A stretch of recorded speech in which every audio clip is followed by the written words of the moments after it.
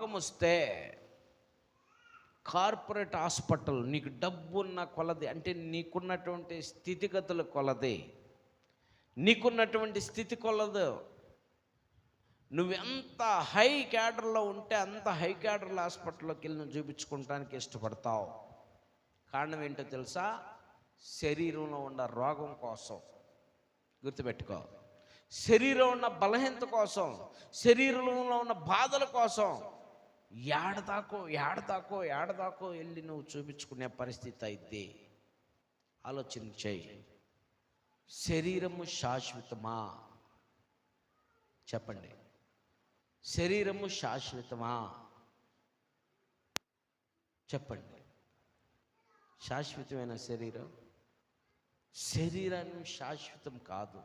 శరీరం 100 సంవత్సరాలు మాత్రమే ఉంటుంది. మరి వేల తడబడి సంవత్సరాలు ఉన్నాయి, వేల సంవత్సరాలు జరగబోతున్నాయి. ఈ వేల సంవత్సరాల్లో నువ్వు జీవించాలా? ఎలా?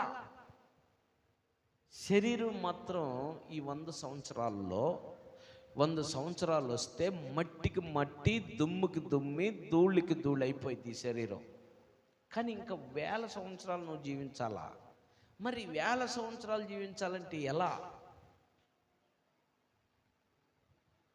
నీ ఆత్మ, గుర్తుపెట్టుకో పిల్లరా, నీ దగ్గర డబ్బుండ కొలది హాస్పిటల్ అంటే ఆ వైద్యుడంటే అదంటే ఇదంటే అక్కడికంటే ఎక్కడికంటే తిరుగుతావు నీ శరీరం బాగు చేసుకోవాలని. కానీ నీ ఆత్మని ఎప్పుడు బాగు చేసుకుంటావు?